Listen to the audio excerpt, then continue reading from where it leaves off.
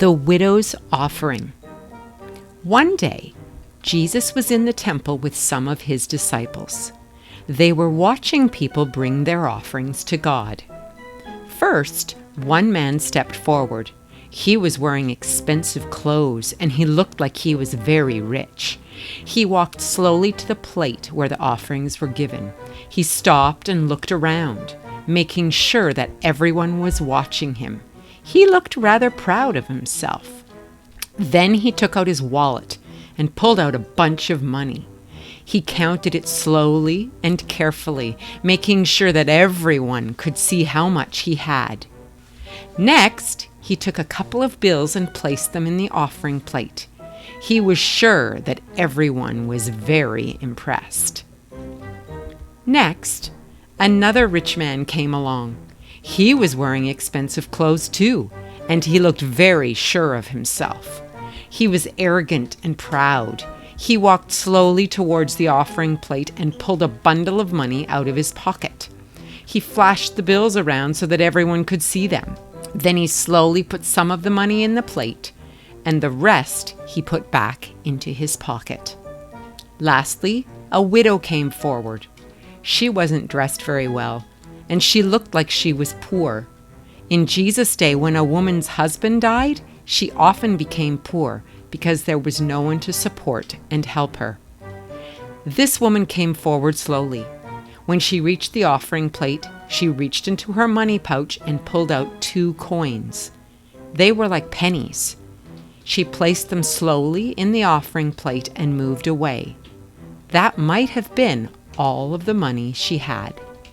After this, Jesus told his disciples that the poor widow had actually given more to God than the rich man. What? How could that be?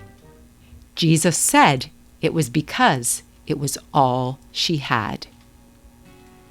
Here are a few things to remember about this story.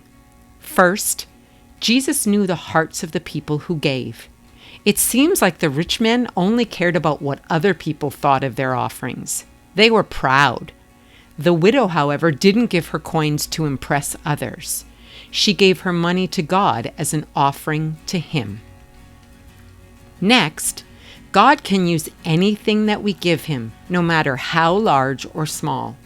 It doesn't matter if it's our money, or our time, or our talents. God can use anything that you give Him. If you choose to give God some of your money, He will use it.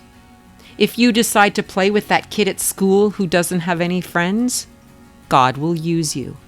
If you help your little sister with her math homework because you're really good at math, God will use you.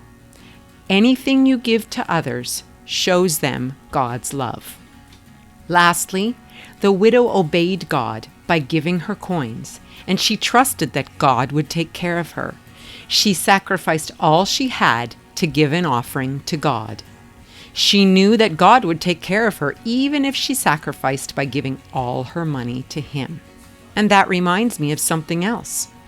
Who made the biggest sacrifice for us? You're right, Jesus. He loved us so much that He sacrificed His life so that we could be forgiven from our sins.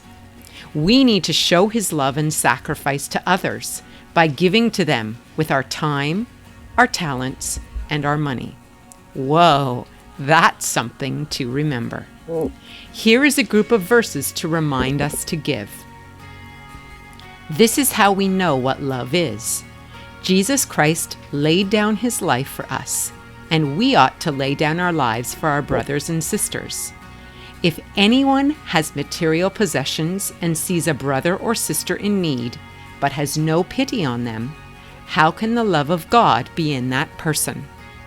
Dear children, let us not love with words or speech, but with actions and in truth. 1 John 3:16-18.